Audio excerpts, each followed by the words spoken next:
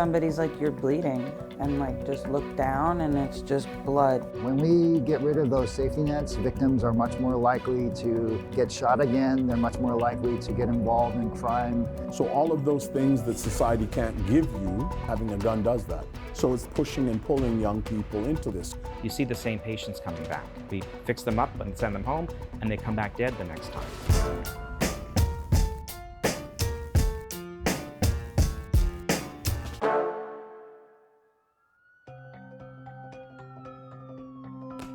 Gun violence is surging across Canada, with some parts of the Greater Toronto and Hamilton area seeing record-breaking numbers. Since 2018, shootings across the country have doubled. But behind the headlines are people that have to live with the daily reality of a growing gun presence.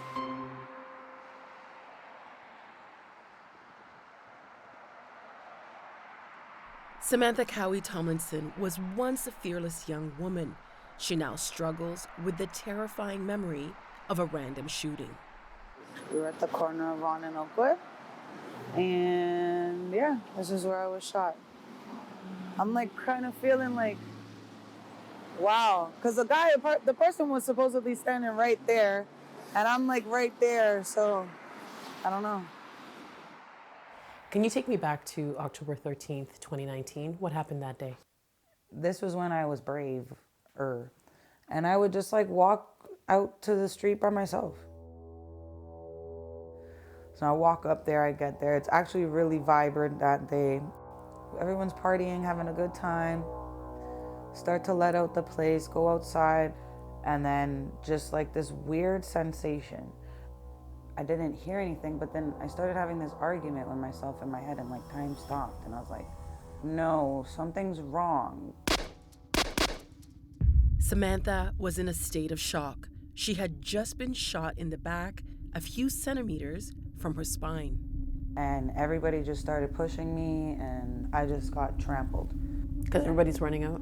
They're running into the place because he's like outside. Up the street at the corner, and I'm hearing this girl scream about her foot. She's been shot in her foot, and everybody's trampling her, and I'm pushing her, and I'm like, let's go, just keep going. And they're like, she's just like, they're stepping on me, and I'm like... So you're trying to help the other person who's been shot? Yeah, I'm shoving her inside, like literally pushing her. As soon as we get past the double doors, there's like a little partition, and then I just kind of roll over and sit back. Everyone's looking at me, and I'm just like, what? And they're like, you're bleeding, and I'm like, what do you... And I look down, and I'm sure enough, like, bleeding. And at first it's like everything on my body started to feel cold, like my toes, my fingertips, my nose, the top of my ear. And I'm like, oh my God, I'm gonna bleed out. I'm gonna die here in this stupid friggin' place. Why did I even come here? What happened next? The ambulance comes and they want to take me, and I'm like, no, take her. She's bleeding everywhere, foot's all jacked up. And they're like, no, it appears you've been shot in your back, and we don't know where the bullet is.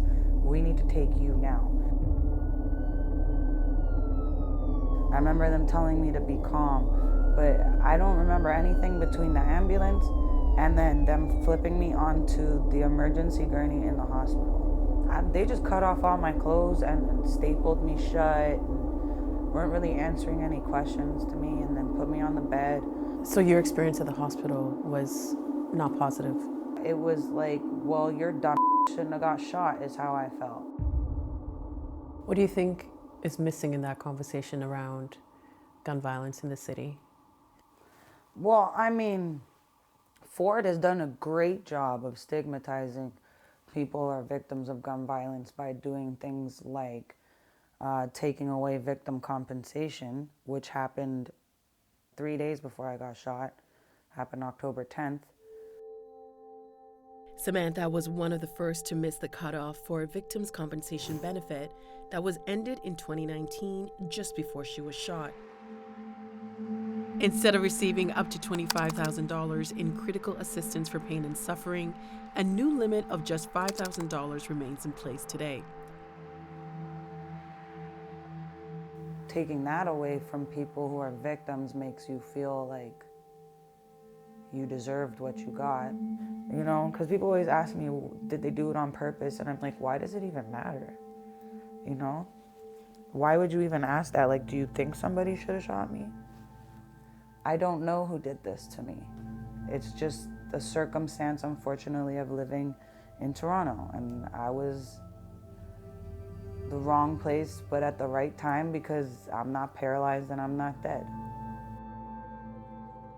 There's a reason for everything, to have this conversation, so that if there is a single mom out there, or just anybody feeling how I feel, like I said, you're not alone. It's up that we're not alone. It's really bad. It's really bad that there's so many of us feeling like this. Forget the stigma, forget what people think. You didn't deserve to go through what you went through. You don't deserve to be on the streets the way you are. You don't deserve to be left behind. And you don't deserve to sit in a country that has so much power and so much money and feel like you want to die. That's not, you deserve to feel like a loved, cared for, thriving human being. I think one thing people often problematically assume is that if you get shot, you must have been doing something to deserve getting shot, or you're doing something illegal. But again, you could be in the wrong place at the wrong time. You could simply have a connection to somebody who might have a beef with somebody. You might get hit with a stray bullet. There's a lot of different circumstances in which people get shot. In recent years, we've seen the Ford government dismantle victim services. When those safety nets are taken away, what happens to victims, and what happens to, I guess, one of us who could potentially be a victim of crime? Yeah, when we get rid of those safety nets, victims are much more likely to get shot again. They're much more likely to get involved in crime. They're much more likely to suffer long-term disability, mental health distress. So that's the thing I think people who are in favor of cutting these programs need to understand, is that when you get rid of these programs, you're inadvertently paying for it in other ways. Because if a person is not well and they're not healthy and able-bodied and able to be a productive member of society, we all have to still pay for that. What's been taken away from you? A lot of my humanity.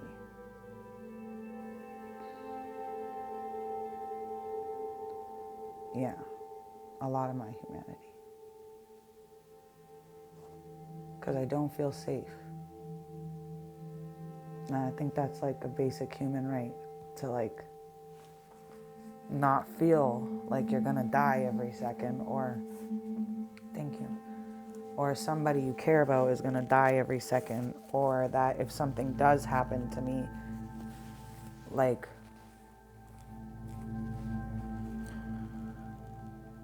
I have to make sure everything's good, like life insurance, all that stuff, because no one's gonna take care of my kids. They didn't care about me, so they're not going to care about them. And so, yeah, I feel a little less human.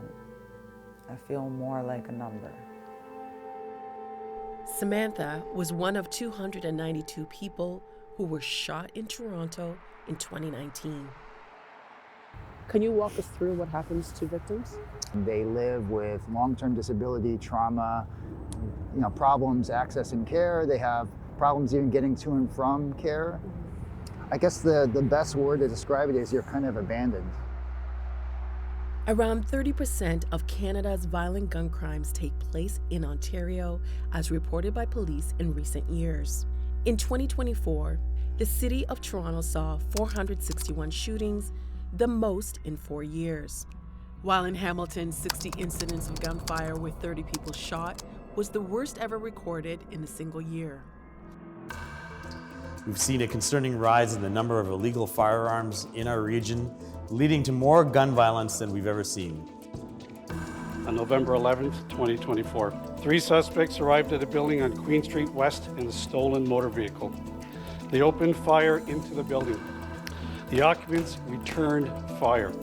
That incident was an audacious, dangerous exchange of gunfire that occurred in downtown Toronto. The number of shootings in Peel in 2024 were up by 72% annually, while at the border, firearm seizures were up 25%. It was reported recently that a gun is recovered every 36 hours in Peel. Has that number changed at all? Yeah, no, unfortunately, while we're doing everything we can to change that number, it's something that continues to persist. And a gun is either seized, an illegal firearm is either seized every 36 hours or used in a crime every day here in Peel. And it's not just Peel, but really across our country. We talk about things like home invasions, carjacking, shootings, and I'm just going to be very clear. Illegal firearm usage and possession is at an all-time high. It really does shake the carpet that we stand on, that is our feelings of safety. Everybody deserves, regardless of where you live, to feel safe and comfortable in your home. And how do you foster, I guess, the trust with the, because you're policing some communities that might not trust the police as much. I think everybody wants the gun violence to stop. Absolutely. So how do you foster that trust? Yeah, you know, it starts with building relationships. And I'll give you an example. You know, early in 2024, we announced the results of a big project that was done where we arrested, you know, a group of people who were actually targeting young people and trying to convert them into a life of crime. You know, traditionally, police, what you see is like search warrants and there's a big takedown day and we pat each other on the back and away we go. But what they did was they engaged with the community, they found leadership within it, and then tried to provide some of the supports that they need so that they couldn't be as easily taken advantage of by, you know, adult criminals. So, you know, and that's just one example of what Peel does slightly different. We have an entire area that is devoted to community safety and well-being. You all are dealing with this on a day-to-day basis. What's it like for you to find yourself in situations where you're trying to keep the public safe, but you're maybe looking down the barrel of a gun? Let me just paint a picture. So, middle of the day, in a really, really dense community, there's a lot of people out.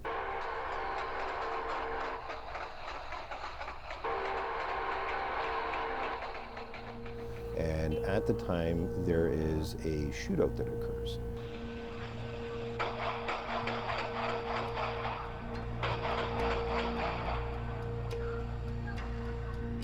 And it is certainly one of the longest lasting and most number of rounds of ammunition that have been exchanged in Peel's history, and one of the longest in Canada.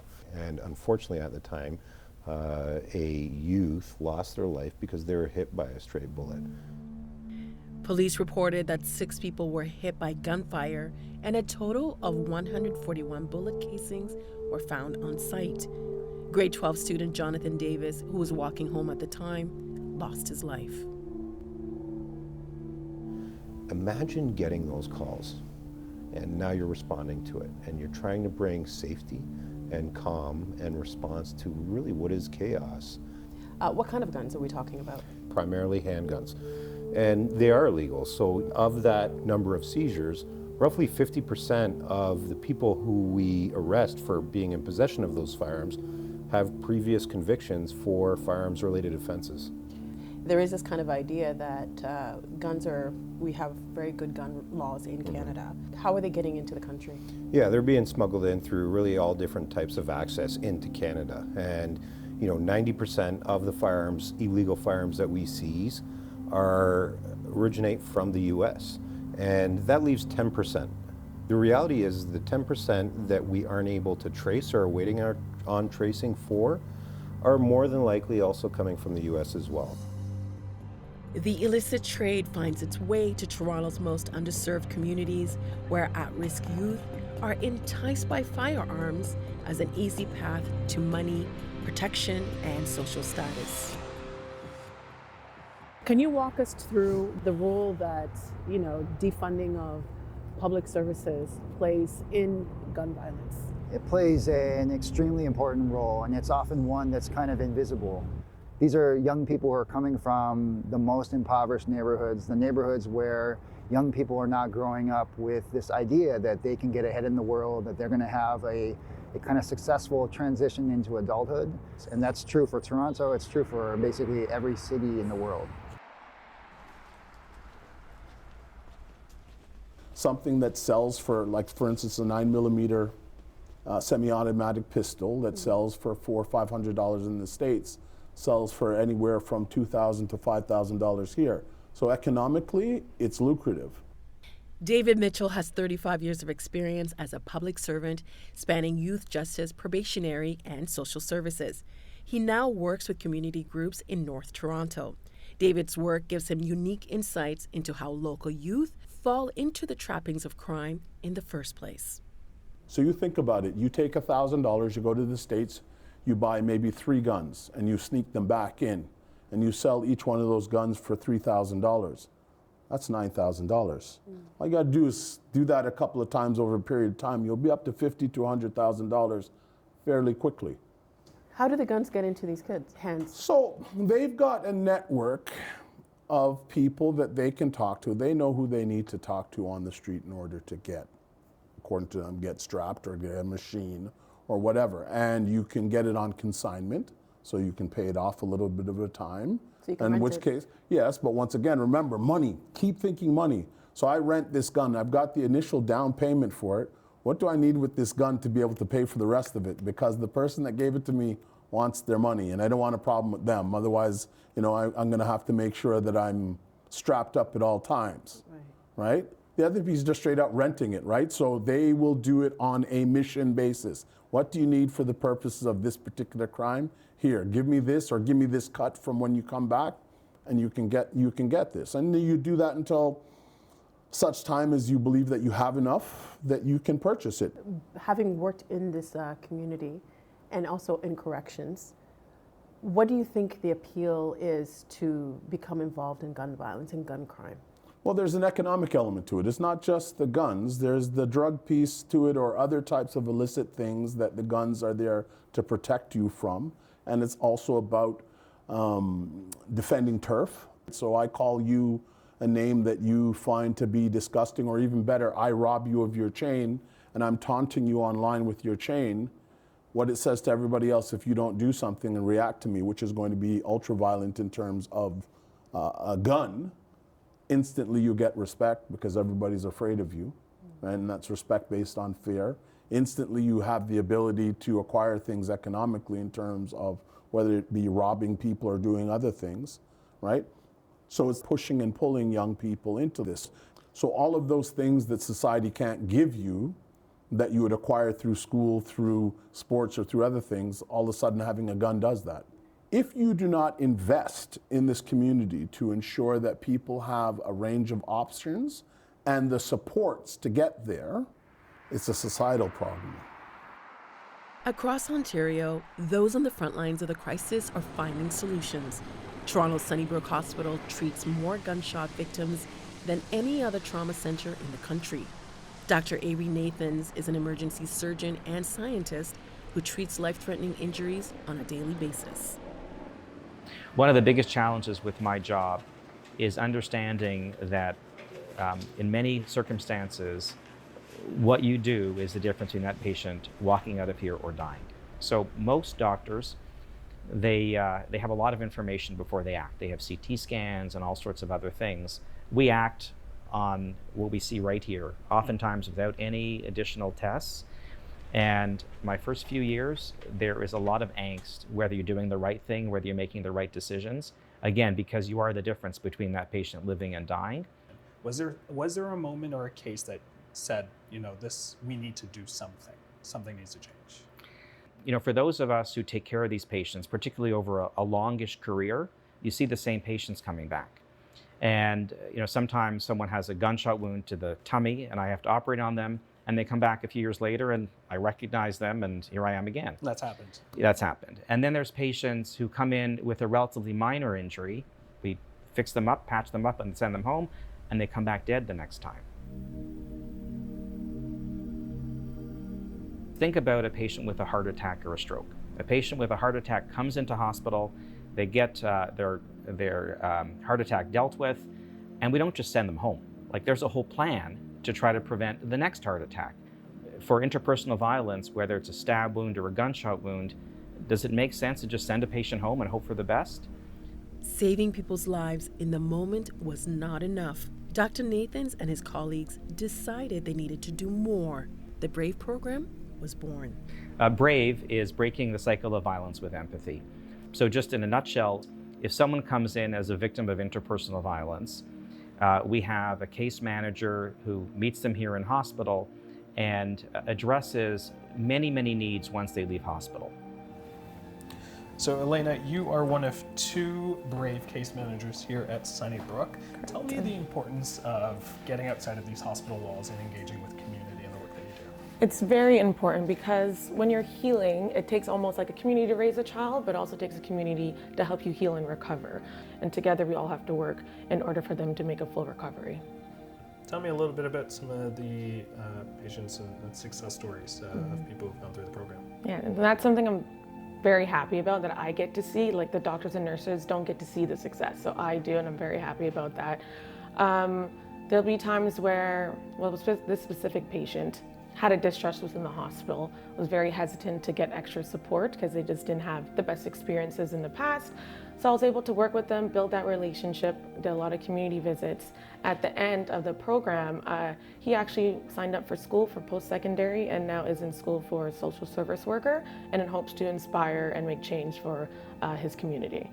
Our case managers are excellent, and we select them because they really understand the environments from which these patients come from. They understand the challenges these patients have every day, and it really becomes culturally appropriate care. They understand what those needs are, much more so than someone like myself, who works in the hospital all the time, who's had a very different life.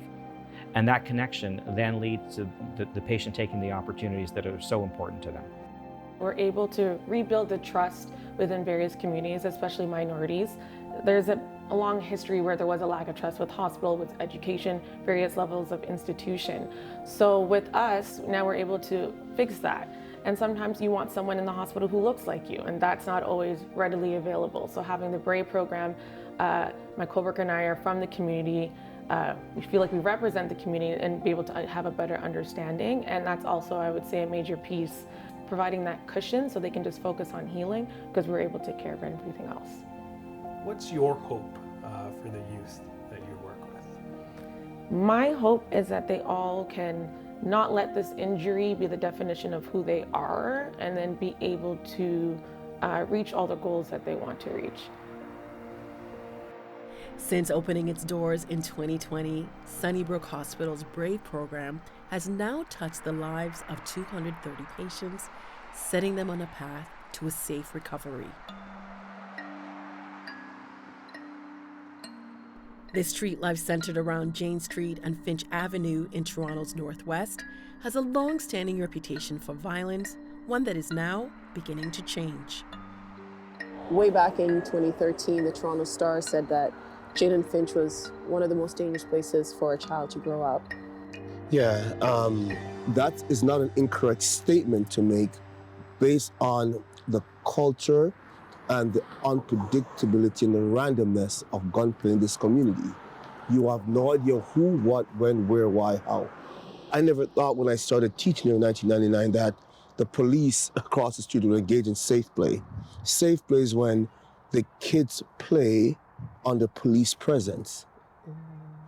They're out there standing and watching kids use the park for, say, between 4 and 6. To make sure that the kids are safe. To make sure the kids are safe. In 2007, Devon created YAAACE, the Youth Association for Academic, Athletics, and Character Education, to provide focused support to the community. As Black Canadians, we're in the province, we're 5%, but we're 25% of those victimized by gun violence, right? So if you look at those numbers, if you look at that level of disproportionality, it's problematic to say the least. But young people will continue to engage in that practice. And the question is, what guardrails do we put in place? You mentioned earlier that you wanted to take Meta, which is responsible for Facebook, Instagram, WhatsApp, that you wanted to take them to court. Mm-hmm. Why?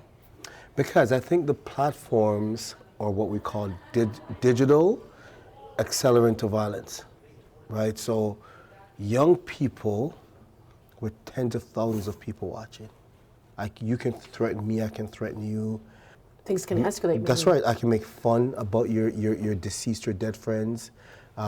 People are peeing and defecating on people's graves and posting it, just madness like that, right?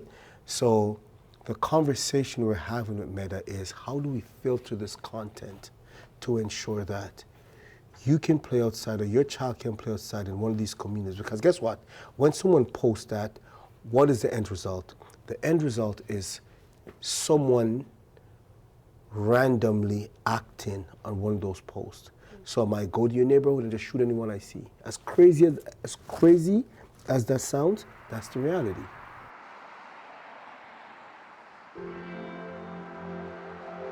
No, the other day there was an issue, and one of the things that we deal here with is violence and gun violence. That's the reality. Parents, it's important for you to talk to your children about violence. And we thought here at YAAACE, what does that conversation look like? For YAAACE, the solutions lie in bringing opportunities and building bridges across the community. Today, they offer everything from specialized tutoring, organized sports, job market interventions, and community workshops. It is a very stressful event to have your child investigated, arrested, or charged. And we have broken trust. And if we don't trust police and don't understand police, it becomes a very ripe environment for a criminal element. Because the criminal element depends on communities to have no relationship with the police.